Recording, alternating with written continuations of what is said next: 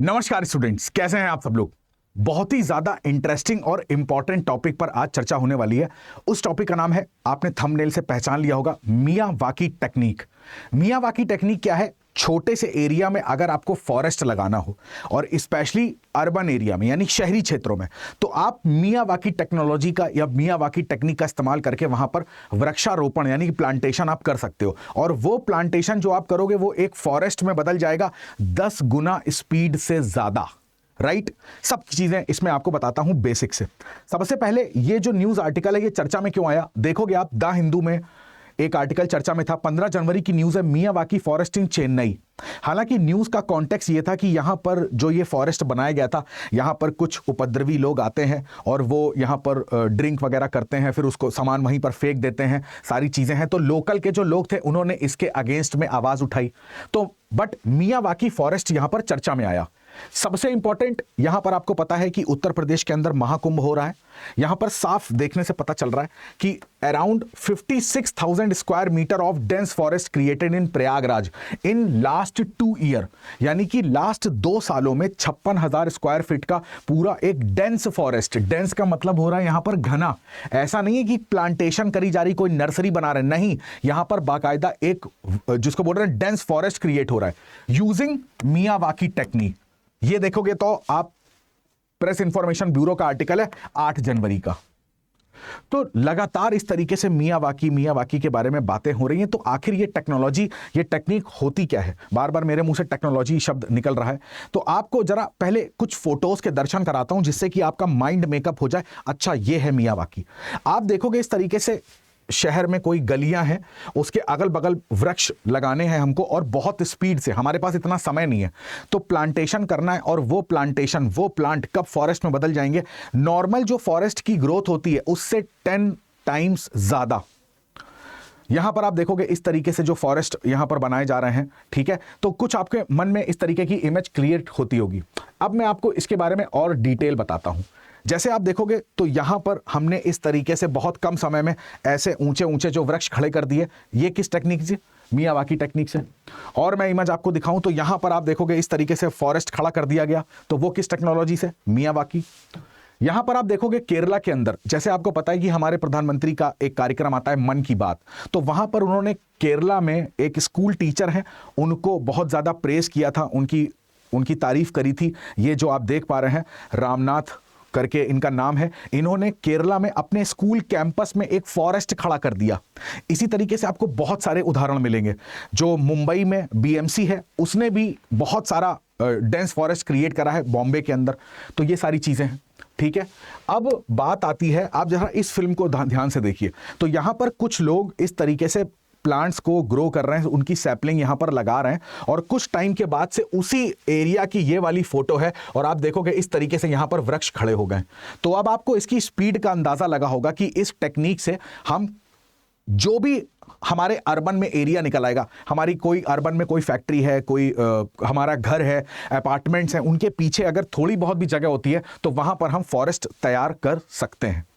अब मेन बात आती है कि ये जो फॉरेस्ट हम लोग तैयार कर रहे हैं ये किस तरीके से होते हैं और इनके लाभ क्या हैं। तो सबसे पहले मियावाकी में आपको यह ध्यान देना होगा कि यहां पर जो हम चीजें बनाते हैं वो किस लिए बनाते हैं? जहां पर हमको अर्बन में फॉरेस्ट क्रिएट करने हैं, यानी शहरों में हमें इस तरीके से घने जंगल बनाने हैं, डेंस फॉरेस्ट, है ना। तो ये शहरी क्षेत्रों के लिए है बेसिकली, क्योंकि वहां पर जगह कम होती है, उतनी जगह पर हम उसका यूटिलाइजेशन कितने अच्छे तरीके से कर सकते हैं। तो ये बात है। अब यहां पर जो मियावाकी बार बार मैं नाम ले रहा हूं, ये नाम आया कहां से है? ये नाम आया है अकीरा मियावाकी से, ठीक है ना। ये जापानी व्यक्ति हैं। इन्होंने इस टेक्नोलॉजी से, इस तकनीक के हेल्प से जापान के अंदर बहुत सारे फॉरेस्ट जो थे उनको लगाया, तो ये टेक्निक फेमस हो गई इन्हीं के नाम से। तो ये एकदम बेसिक सी चीज है जो आपको जाननी है। सबसे पहला काम यहां पर क्या करते हैं हमें जिस भी जगह पर पेड़ लगाने हैं, पहला काम आप क्या करेंगे? फॉर एग्जाम्पल कि हमें शहर का हमने ये कोना ढूंढ लिया, यहां पर हमें पेड़ लगाने हैं।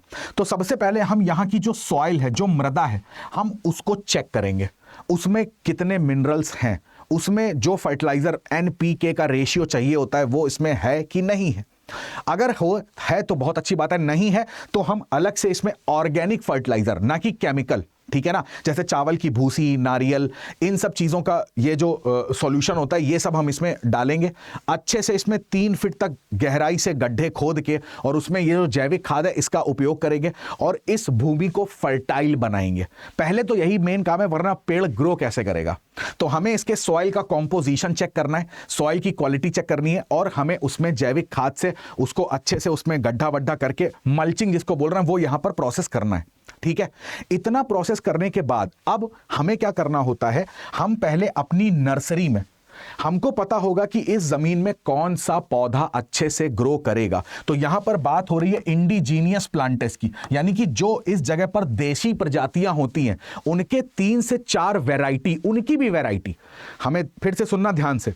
इतने एरिया में हमको पता होगा कि कौन सा प्लांट अच्छे से ग्रो करेगा, उसी का 3-4 वैरायटी हमको लेनी है। एक समान प्रकार के नहीं लेने, 3-4 अलग अलग वैरायटी के लेने हैं। ठीक है, और सब देसी होने चाहिए, मतलब इंडिजीनियस होने चाहिए। कोई भी आप इन्वेसिव स्पीसीज या जिसको बोलते हैं विदेशी प्रजातियां आप ले लोगे तो हो सकता है कि वो यहां पर इन्वेसिव हो जाए, वो आक्रामक हो जाए, तो दूसरे को वो उगने ना दे और भी सॉइल की फर्टिलिटी को भी खराब कर सकता है, ग्राउंड वाटर का लेवल खराब कर सकता है। तो हमें ये गलती नहीं करनी है, हमें केवल इंडिजीनियस जो प्लांट्स हैं उन्हीं की वैरायटी लेनी है। ठीक है, अब हमने क्या करना है, उस इंडिजीनियस वैरायटी को जो हम लेंगे उसके बीज को ना पहले नर्सरी में उगाना है। जब उसमें एक आधे जो पत्तियां वगैरह होती हैं, मैं इसकी फोटो आपको दिखाता हूं जिससे वो आपको और ज्यादा अच्छे से क्लियर होगा। यहां पर जरा ध्यान से देखिएगा, इसमें देखिए। तो यहां पर हम क्या करते हैं, जैसे कोई भी ये वृक्ष इस तरीके से लिखा हुआ है, ये रखा हुआ है, तो इन्हीं वृक्षों से जुड़ा हुआ जो भी सीड्स वगैरह होते हैं वो हम पहले एक नर्सरी में उसको ग्रो करेंगे। ठीक है, उस नर्सरी में ग्रो करने के बाद यहां पर देखोगे तो छोटे छोटे से यहां पर क्या है, जो पत्तियां इसमें आने लगेंगी। फिर हम अभी तक इसको क्या कर रहे हैं, पूरी तरीके से सूर्य का प्रकाश यहां पर नहीं दे रहे हैं। फिर थोड़ी थोड़ी तरीके से यहां पर सूर्य का प्रकाश यहां पर आ रहा है, जिससे पौधा अपना फोटोसिंथेसिस कर रहा है, प्रकाश संश्लेषण की प्रक्रिया कर रहा है, खुद से भोजन बनाना सीख रहा है। फिर थोड़े दिनों के बाद देखोगे आप तो प्लांट थोड़ी पत्तियां और बड़ी हो जाएंगी, तो सूर्य के प्रकाश को और ज्यादा इसके ऊपर आने देंगे। जैसे जैसे हम फिर क्या करेंगे, जैसे जैसे ये चीजें बड़ी होती जाएंगी तो जो यहां पर अलग अलग हाइट्स के होंगे ना, तो अभी जैसे ये जंगल था तो यहां पर जहां पर हमने जमीन साफ करी थी, जो हमने गड्ढे खोदे थे, अब इन पौधों को ले जाके नर्सरी से उन गड्ढों में पिरो देंगे। तुमने ऑलरेडी उसमें ऑर्गेनिक फर्टिलाइजर वगैरह डाल रखा है, तो इनको जाके वहां पर हमें प्लांटेशन करना है। बहुत अच्छा रहेगा कि वहां पर आसपास हम कुछ अलग अलग हाइट के भी पौधे रखें, यह बहुत जरूरी है। इसमें ऐसा नहीं हो सकता कि सेम हाइट के सारे पौधे आप वहां पे रख दोगे। ठीक है, तो जो आपने नर्सरी में ये पौधे उगाए हैं इनको आप यहां पे रखोगे और कोशिश करिएगा कि वहां पे जहां पर भी आपने जमीन सेलेक्ट करी वहां पर एक आधा बड़ा पेड़ वहां पर लगा हो। तो ये जब पेड़ यहां पर लगा होगा ना, और ये जो छोटे पेड़ पौधे होंगे, पहली चीज तो ये सारे देशी हैं। ये सारे देशी का मतलब होता है कि ये इंडिजीनियस है, तो आपस में कॉम्पीट करेंगे मगर निगेटिवली नहीं। मैं आपसे क्यों कह रहा हूं कि ये हाइट आपको अलग अलग रखनी है, बिकॉज क्या होगा, ये जो छोटे पौधे होंगे इनको सनलाइट नहीं मिल रही होगी, है ना, बड़े पौधे इसको ढक लेते होंगे। अगर आप सेम साइज के पौधे रखोगे तो वो आपस में कोलाइड करेंगे। कोलाइड का मतलब है आपस में प्रतिस्पर्धा, तो इनमें भी हो रही है मगर सेम साइज में दिक्कत होगी। तो साइज हमको डिफरेंट डिफरेंट लेने हैं। वो क्या होता है ना, जिसको जैसे होता है ना कि कम रिसोर्सेज मिले तो वो ज्यादा मेहनत करता है लेवल तक पहुंचने के लिए, वही कॉन्सेप्ट है यहां पर। तो यहां पर हमको जब हमने एक साइज ऐसा ले लिया, इतने बड़े पेड़ का जो ऑलरेडी वहां लगा हुआ है, छोटा हम नर्सरी से लेके गए उसको हमने यहां लगा दिया, तो इन दोनों में कंपटीशन होगा। तो जो छोटा वाला पौधा है ना वो बड़ी स्पीड से ग्रो करेगा, क्योंकि उसे पता ही हमें सनलाइट चाहिए तो हमें जल्दी से ग्रो करना पड़ेगा। केवल ये वाला जो प्रोसेस मैंने आपको बताया नर्सरी वाला, तो शुरू के 3 साल तक, 2 से 3 साल जो है आपका, वहां पर इसको आपको खाद पानी ये सब देना होगा। 3 साल के बाद जैसे ही आप इसको इस जमीन पे लगाओगे, क्योंकि ऑलरेडी आप उस जमीन को खाद दे के आए हो, वहां पर क्या होगा, इसको आराम से अब ये खुद से नेचर से लड़ना सीख जाएगा, अपनी ग्रोथ ये खुद से कर लेगा और बहुत स्पीड से करेगा, क्योंकि हाइट में डिफरेंसेस हैं। इस बस लॉजिक को यहां पर ध्यान में रखना है। तो ये पूरी जो टेक्नोलॉजी मैंने आपको बताई, जो तकनीक बताई, उसी को हम लोग क्या बोलते हैं, उसी को हम लोग बोलते हैं मियावाकी तकनीक। ठीक है, तो इसी तकनीक के कारण आप देखोगे भारत भर में बहुत सारी जगह पर, है ना, चाहे वो मुंबई की बात कर लें, दिल्ली की बात कर लें, चेन्नई की बात कर लें, तो वहां पर जहां पर भी शहरों में जगह खाली है तो हम उसको किस तरीके से यूटिलाइज कर सकते हैं। अब आप सोच के देखो, आप इस टेक्नोलॉजी से यहां पर पेड़ वगैरह लगा रहे हो तो इसका फायदा कितना है। एक तो क्या कर रहे हो, आप कार्बन सिंक का काम कर रहे हो, है ना, जो भी शहरों में प्रदूषण होता है, उस प्रदूषण को एब्जॉर्व कौन करेगा? तो ये पेड़ पौधे अपने द्वारा कर सकते हैं। जो वहां पर शहरों में डस्ट पार्टिकल्स होते हैं, जो धूल उड़ती है, उसको ये एब्जॉर्व कर सकते हैं। प्लस एक तरीके का आप बायोडायवर्सिटी को प्रोटेक्ट करने का योगदान दे रहे हो। यहां पर बहुत सारे जीव जंतु होंगे जो अपना नेचुरल हैबिटेट बना लेंगे, जो अपना प्राकृतिक आवास यहां पर बना लेंगे।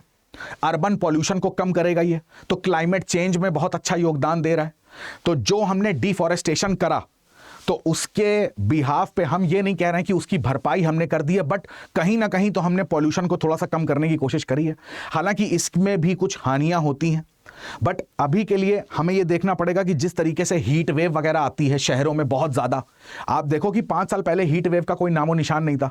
लगातार 2-3 साल से आप सुनते हो कि जब भी गर्मियों का सीजन आता है तो हीट वेव आती है। तो शहरों में अगर इस तरीके से पेड़ पौधे लगेंगे और इतनी फास्टर, क्योंकि टाइम नहीं है ना, अब अगर नेचुरल फॉरेस्ट ग्रो करना है तो वो तो बहुत सालों में ग्रो होता है, तब तक तो बहुत ज्यादा हीटअप हो चुका होगा। तो जो कॉन्सेप्ट एक आता है ना, जिसको हम लोग बोलते हैं अर्बन हीट आइलैंड, तो इसमें हमें बहुत राहत मिल जाएगी। तो ये सब कुछ इसके फायदे हैं, इस वजह से इस टेक्नोलॉजी को हम लोग इस्तेमाल करते हैं, राइट।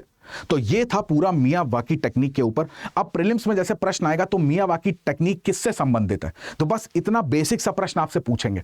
अब बाकी आपको उसका लॉजिक पता है, कैसे कैसे हमें पेड़ को पहले नर्सरी में बोना है, फिर उसके बाद हमको ले जाके वहां पर जो बड़े पेड़ हैं उनके बीच बीच में लगा देने, और 1 मीटर के अंदर, जैसे 1 स्क्वायर मीटर का जो एरिया है उसमें हमें 3 से 4 पेड़ लगाने हैं, ताकि आपस में कॉम्पिटिशन भी रहे, है ना, सनलाइट को लेके। तो काफी ज्यादा डेंस फॉरेस्ट वहां पर निकल के आएगा, राइट। इस तरीके से हमको यहां पर करना है। तो ये पूरी जो टेक्निक थी उसी को हम लोग बोलते हैं मियावाकी टेक्निक।